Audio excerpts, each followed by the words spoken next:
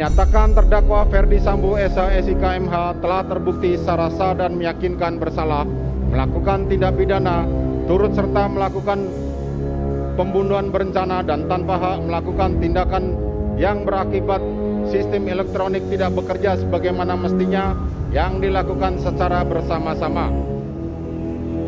Menjatuhkan pidana kepada terdakwa tersebut oleh karena itu dengan pidana mati.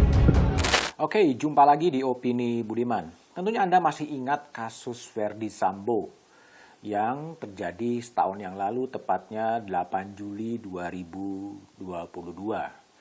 Kini persidangan kasus Ferdy Sambo telah memasuki babak-babak akhir. Mahkamah Agung telah menunjuk 5 hakim agung untuk memeriksa permohonan kasasi dari Irjen Ferdy Sambo. Formasi 5 hakim agung ini terbilang tidak biasa. Mungkin ada sesuatu yang istimewa dipandang oleh pimpinan Mahkamah Agung, sehingga untuk majelis kasasi yang biasanya 3 hakim agung, kini bertambah menjadi 5 hakim agung. Ada yang salah? Tidak, hanya memang tidak biasa, dan ini tentunya bentuk respon pimpinan Mahkamah Agung terhadap kasus Ferdy Sambo yang memerintahkan Richard Eliezer untuk menembak Yosua Huta Barat. Ferdy adalah mantan Kepala Divisi Propam Mabes Polri, telah dijatuhi vonis mati oleh Pengadilan Negeri Jakarta Selatan. Dan kemudian di tingkat banding, Majelis Banding Pengadilan Tinggi Jakarta juga menguatkan vonis mati untuk Ferdy Sambo. Sebelumnya, Jaksa Penuntut Umum menuntut Ferdy Sambo dengan tuntutan seumur hidup. Tetapi Majelis Hakim di Pengadilan Negeri Jakarta Selatan dan Pengadilan Banding memutuskan menjatuhkan vonis mati untuk Ferdy Sambo. Putusan Pengadilan Negeri Jakarta Selatan dan putusan banding ke Pengadilan Tinggi memang lebih berat daripada tuntutan Jaksa Penuntut Umum yang menuntut hukuman seumur hidup. Sambo kemudian mengajukan banding tetap ditolak dengan alasan adalah ultra petita. Ultra petita adalah satu istilah di mana vonis hakim lebih berat daripada tuntutan yang diajukan jaksa, tapi kemudian itu dikesampingkan oleh Majelis Hakim Banding.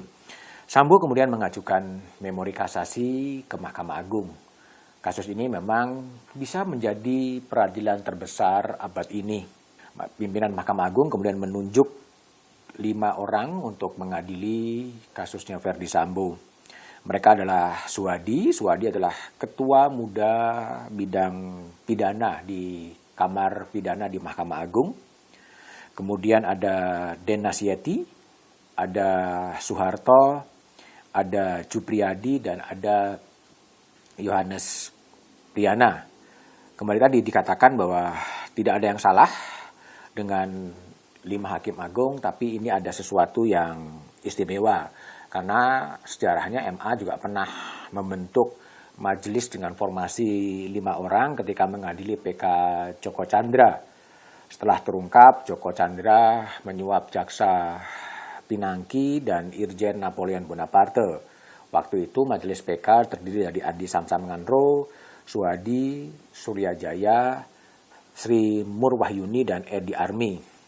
Tentunya menjadi hak Ferdy Sambo, keluarga, dan pengacaranya untuk memperjuangkan keadilan sejauh hukum itu masih membolehkan, yaitu setelah kasasi.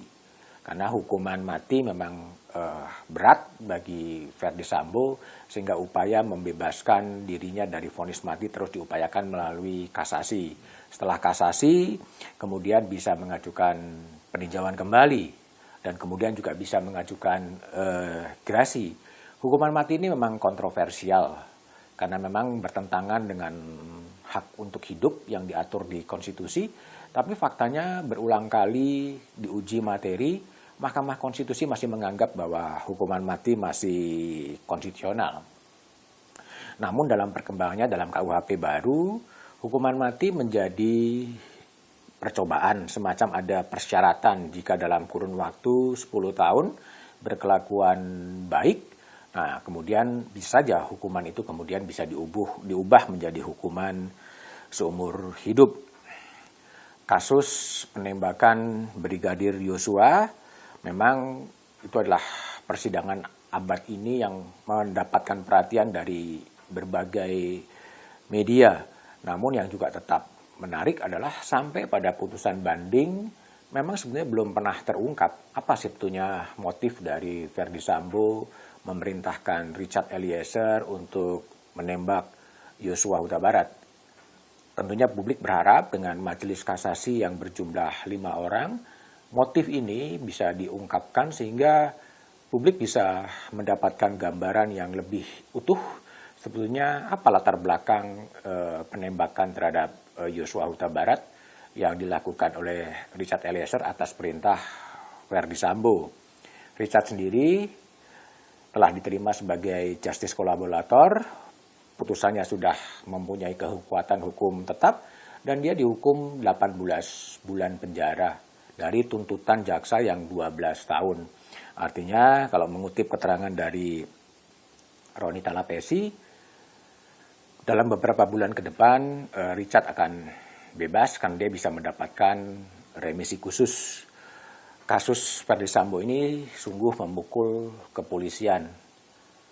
Kepercayaan publik pada kepolisian ketika kasus terjadi drop sampai tingkat di bawah 50%, tetapi tahap demi tahap kemudian kasus ini bisa diselesaikan dan kembali kepercayaan publik terhadap kepolisian bisa pulih. Tetapi yang juga lebih penting dalam kasusnya Verdi Sambo ini, bagaimana kemudian kepolisian bisa belajar, bisa melakukan introspeksi diri, bisa melakukan evaluasi mengapa ini kemudian bisa terjadi. Apakah ada problem promosi yang terlalu cepat, apakah ada problem soal di pendidikan, ini harus kemudian dipertimbangkan betul agar kasus ini tidak terjadi lagi. Dan kemudian polisi betul-betul menjadi polisi masyarakat dengan tingkat kepercayaan publik yang kian lama, kian baik. Bagaimana vonis kasasi dari Mahkamah Agung terhadap Verdi Sambo sebaiknya kita ikutin dan sebaiknya Mahkamah Agung juga kemudian terbuka, tidak tertutup sehingga publik masih bisa mengawasi bagaimana persidangan-persidangan di Mahkamah Agung digelar untuk menentukan vonis yang tepat bagi Verdi Sambo. Kita tunggu saja bagaimana persidangan-persidangan di mahkamah itu berjalan untuk mengungkap kebenaran dan kemudian menghadirkan keadilan di bumi ini.